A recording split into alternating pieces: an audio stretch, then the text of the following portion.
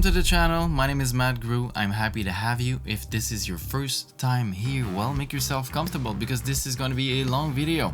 This is the result of experimenting with my drums and trying to get different sounds, and I'm going to take you through the whole process. Basically, we're going to go through the gear, the mics, the preamps, the drums, and then I'm going to set all of this up, do some recordings, and we'll be back here in the DAW to listen to those raw tracks and then listen to the mix tracks, and I'm gonna give you an overview of how I got there. But before we do all of this, if at any moment during the video you're watching, you're thinking, I like what he's doing, this is kind of cool, well, you're more than invited to show your support by subbing or liking the video. I would really like to be able to get to 1,000 subs eventually. This channel is still like a baby. I'm working hard on these long videos, so if you appreciate it, show some love. Let's begin with the mics. The first one that I'm going to be using is this really not fancy Behringer BA19A. It's a boundary mic. You put that in your kick-in and it does wonders. For the price, it is ridiculous. For kick-out, depending on the sound that we're going to be looking for, I may use this one, the Sennheiser 902, but I also have a Shure Beta 52 that I'll also be using. Currently, my favorite snare top microphone, the Sennheiser 441. This is an old mic, you could tell it's been going through a whole bunch. It's also great on bottom snare. Speaking of bottom snare, you know, this classic SM57 always works, saves lives, indestructible.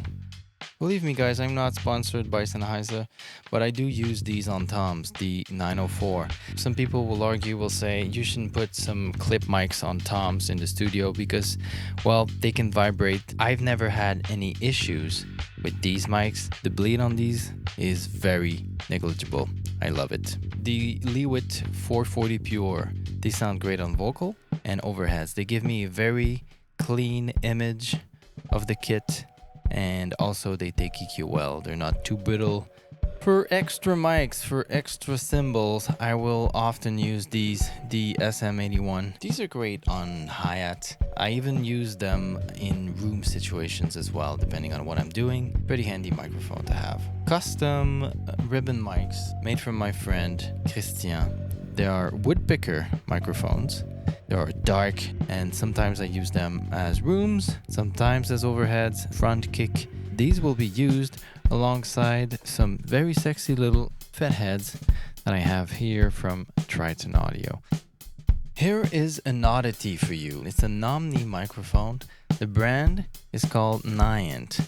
You just throw that somewhere in a room, distort it the hell and back, and you're probably gonna have some fun. This is the Austrian Audio OC818. I am so happy that I've got this today. Look at this beautiful Austrian engineering. I'll try it on everything basically, just like Frank's Red Hot. The thing about this microphone that makes it so special, and it's sort of a new favorite amongst the producers of today, is a double capsule in the back. So right underneath this thing, an extra output. This mic comes with an app, and from the app you can then choose to change your polar pattern as you wish after the fact. So that means you can double the track, you can have an Omni, you can have a hypercardioid, cardioid, figure eight, whatever you want from one recording. That is pretty crazy to me. That's all the mics I have for now, so let's check the preamps, shall we? Alright, now let's have a quick look at those preamps that are sitting right behind me. If you've seen my drum video about drum preamps, if they make a difference, it's my most popular video by far, and you've seen them already, but let's have a quick overview of what I'll be using today. So the brain of the operation is the RME UFX. There are 4 preamps here. Solid, good quality preamps without too much personality. Then you have the Heritage Audio, which are Neve clones. I'm going to be using them most likely. It's going to be kick-in, snare top. Then you have the Audient ASP800, in which there are 2 channels where there is saturation and 6 others where there is no saturation, just clean gain. These are very clean. Love to use them. There's going to be some toms and overheads on there and whatnot. Then you've got the Universal Audio 6176, which is a preamp and a compressor combined. I usually use this on rooms, some rooms that I want to have dirtied and compressed. It's probably going to be that, although there may be some shuffling around with the mics and the preamps used. Let's move on to the drum kit. This is a Yamaha Stage Custom.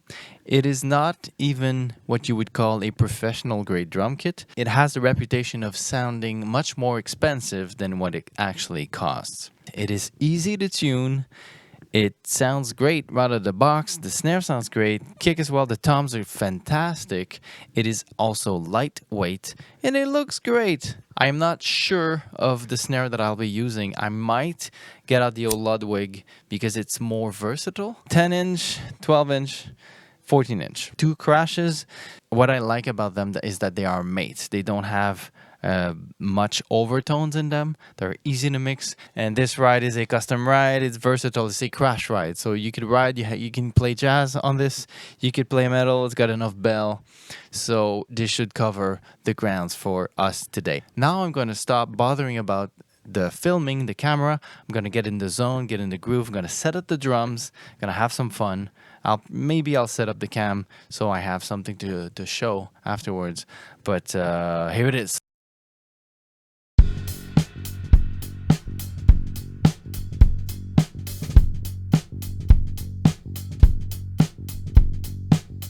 Okay, we're back in my mixing room. I've got all of these tracks laid out in Cubase. We're gonna go over these in a second. But before we do that, a few caveats about these tracks. The first caveat is that these tracks are out of context, without any music, right? So there's no bass, guitars, keyboards, percussion, vocals to mask these drums. All of this to say that what you're gonna hear and the way I decided to mix them right now would be different in the context of music. Second caveat is that I decided not to use any samples, and if I were to use these drums for a release, I probably would blend some samples, specifically in the metal drums. The Roomy Rock don't really need, and the dead drums do not need it at all. You'll see. And that's pretty much it. So, without further ado, let's dive in. The layout of my session quickly is basically every time I was recording a new setup, it was a different mic setup, it was a different preamp setup. Every time there's a new drum kit, there's new tracks. So this is the what I call Roomy Rock kit. Then there is the metal kit, a little bit underneath there. You'll see it's a big session. So some drum examples there of metal. And then the dead drums right here. So we're going to start with the Roomy Rock.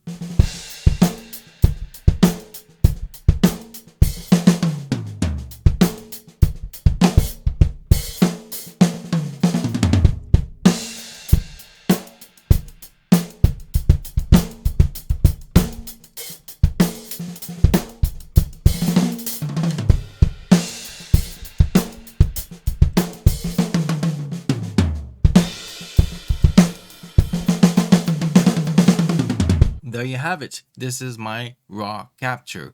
No EQ, no nothing, except for whatever was on the way in the recording. So let us quickly go over the mic setup that I had. For my kick-in, I had the Behringer 91. I had a 52 on kick out. I put a ribbon on the kick front, a little bit further away from the skin, to capture the oomph of the kick. The snare top and bottom were exactly what they were, the 441 and the 57. The tom mics were the 904. This is not going to change. This will stay stable. The overheads setup, the Lewitt as a stereo pair that we can listen to quickly. And I also have the ribbon mic as an overhead center. This is called the weather vane setup for overheads. It's a little bit complicated to set up. It's not fun, but when it works, it really works. You basically have an equilateral triangle for your overheads. So the distance between the three capsules is the same between each mics. Same thing with the center of your snare. Instead of having just a stereo pair that gives you a wide image of the kit, this extra mic will focus the snare a little bit more in the center. And other than that, my room setup, we have the Omni that was in the 6176, and this is really smashed. Listen to this.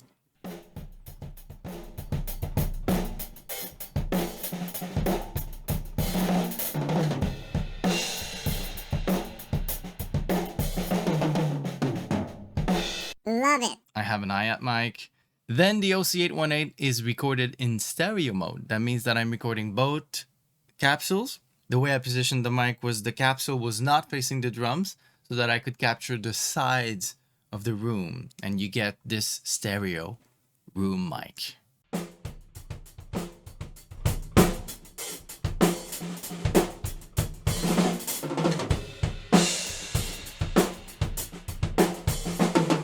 So all of this to say that the capture, the recording of this drum was really based on having high energy, good transient information that would then translate into the room mics so that I could use these room mics to really enhance the drums and make it sound bigger. So now I'm going to activate the inserts so we can hear what I did with these drums.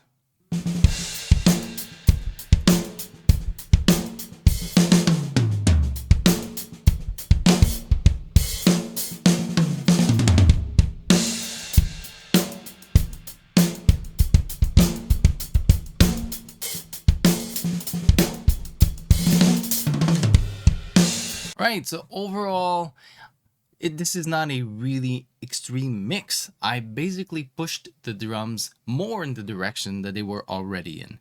Bigger rooms, thicker shells, and that's pretty much it. The performance and then the balance is what makes the sound of these drums. What I did is just enhance it. The key takeaways to this, other than some EQ moves, a little bit of dynamic control on the shells, not too much, is making the rooms a little bit bigger. The stereo mic, I gave it some reverb and then I EQ'd it a little bit. And the result is this.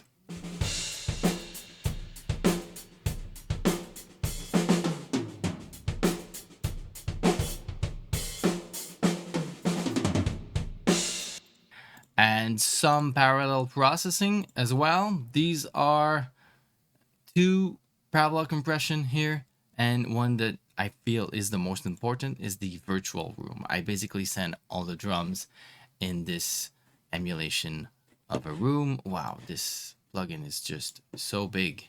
So listening to this in parallel.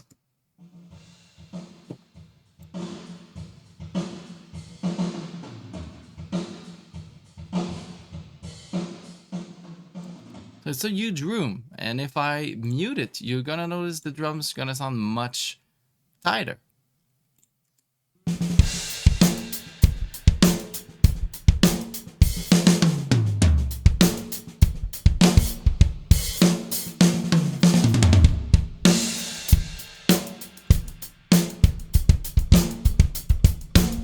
So there you go. As I said, in the context of music, this would be slightly different, but this gives you an idea of how I approach Roomy Rock drums.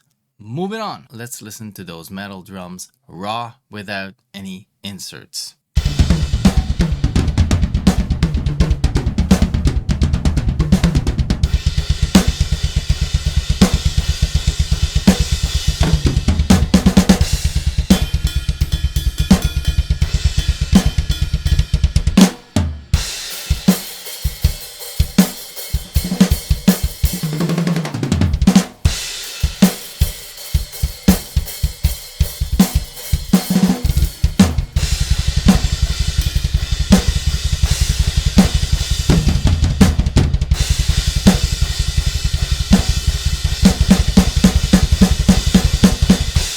Now let's listen to them mixed.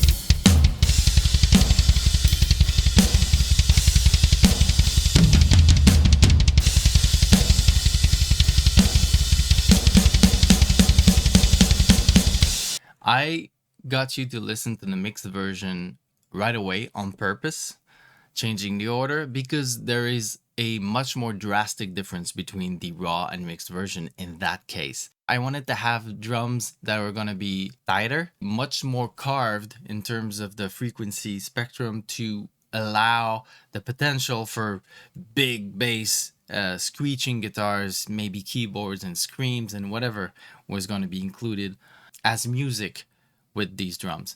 So I needed to control the dynamics more. I needed to brighten up those shells, have the rooms treated differently, and in fact, there's difference in the setup. So let's go over what is different. First thing is that the kick out was replaced by the 902 because it's got a curve that's much more geared towards metal, at least in my opinion. That's the way I see it. This is the kick out. You see there's more attack to it, there's less low mids, and it suits more the metal genre. The snare and the toms stayed the same. The only difference is I doubled the snare top. I put an envelope shaper on it to enhance the attack and reduce the length of the shell. So we get this weird sound. There you go. So this by itself is not really pleasing. Snare top by itself. Right, so very controlled, very tight. And with this extra snare, with the attack, so you get just much more transient. That's on purpose. Regular pair of overheads. These needed to have much more space.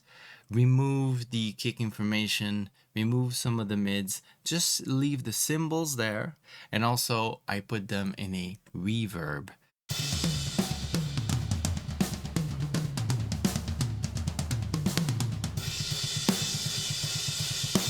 I also added a ride mic because a ride mic can be useful.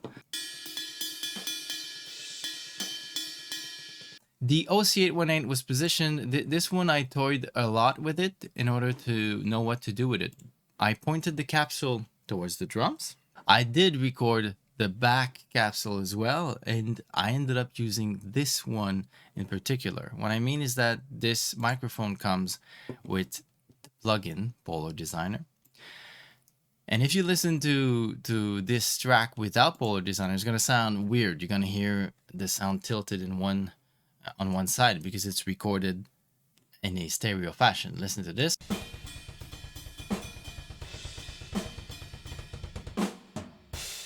So this sounds like an out of balance room mic sort of thing.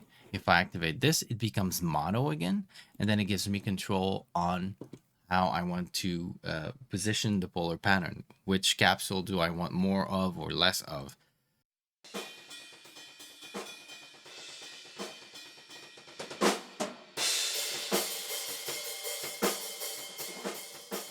So by itself it's quite thin and it's not the main room mic. The main room will be the ribbon. I used the ribbon in a very high position, as high as I could put it, like 9 feet high basically, to capture more of the cymbals, less of the kick. But even then, because it is a room mic, it still has, it's geared a little bit more towards the low end. It's got less high frequency.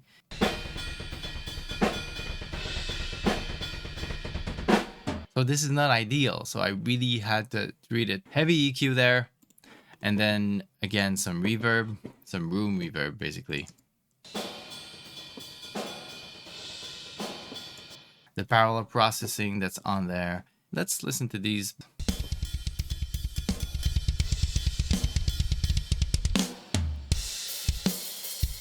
And the whole kit with them, and then I'll mute them so you can hear the impact that it has.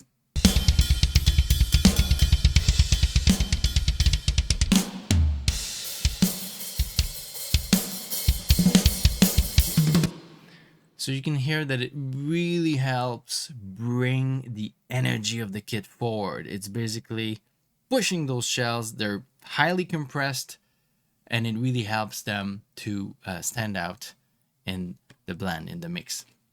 Then the VR room is also, again, very important to make the drums very ambient. Let's move on to those dead drums.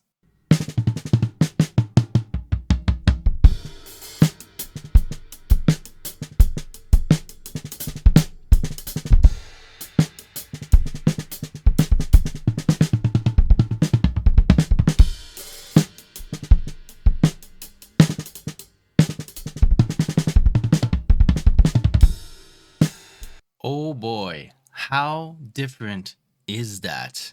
It is so different from the two other setups, and there are a lot of reasons for this. You noticed that these drums are highly muffled. You basically go by ear when you're muffling these. You don't need any fancy tools. And also you want to tune your shells down a lot. Another thing that comes into play to capture this sound is to play lightly, because if you muffle your drums like this and you play loud, you're gonna get a lot of attack. You're gonna lose some of the fundamental of the shell, and you're gonna get a lot of cardboardy attack, which is not gonna sound nice. So you need to play light, and you need to crank your preamps, and that can become a problem if you have very cheap preamps and you're trying to crank them. You may start to get some noise if your noise floor is not low enough. Another thing that I did is I removed the front head of the kick in order for the air to come out faster, and then I could put two microphones inside, have a lot of space for them. So I used the Beta 52 as the first kick in, and the second kick was the OC818. This is how it sounds, the OC818. And then the Beta. Right, both of them at the same time. So you have a lot of air coming in those capsules. It's just poof right away, and it's quick and it dies very quickly. The snare top is, again, it's the 441, but I added an SM81. I lined the capsule very, very closely to capture the snare top, and we have this for the SM81.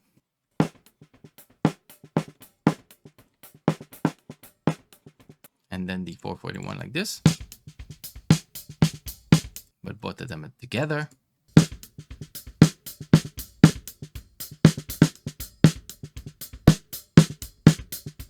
The toms were the same. I only used two toms, and the overheads were positioned in a much narrower fashion. So I took the two leads and I got them closer together near the center of the kit, because in this sense, I want more mono center image. I don't care to have a super wide kit.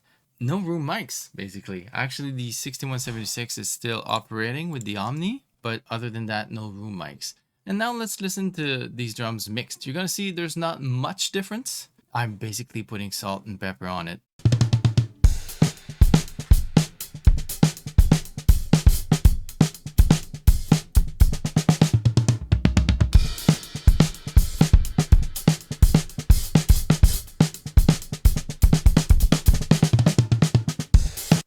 Oh my god, I love it. So there is not much happening here. A little bit of EQ here and there, right? This is barely anything. I'm removing some of the low end in the beta.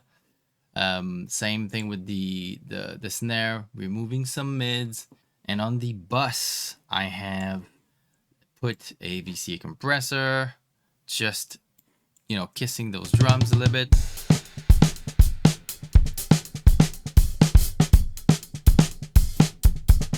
This is less than 2 dBs of gain reduction. Then a Pultec to sweeten the top end.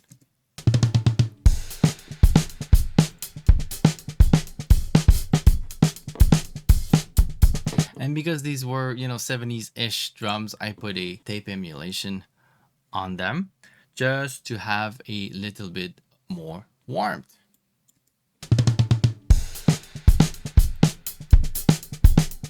This is bypassed. You see there's more top end to it, and the tape just lowers that top end that I sweetened before, but still, in mixing, there are a lot of contradictions, and this is one of them. So without, with,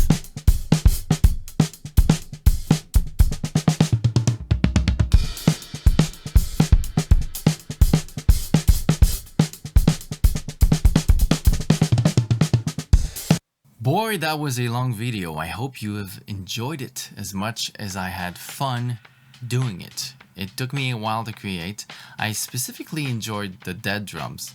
These are my favorite because I'm not used to doing that, but I really got a kick out of the sound, the warmth, and the proximity that I got from these drums, and I will probably do that more and more. I'd like you to know that I read all of my comments, and if I can, I will reply. So if you have specific questions or any other inquiries, please let me know. I'll be happy to reply. I'll see you in the next one. Ciao!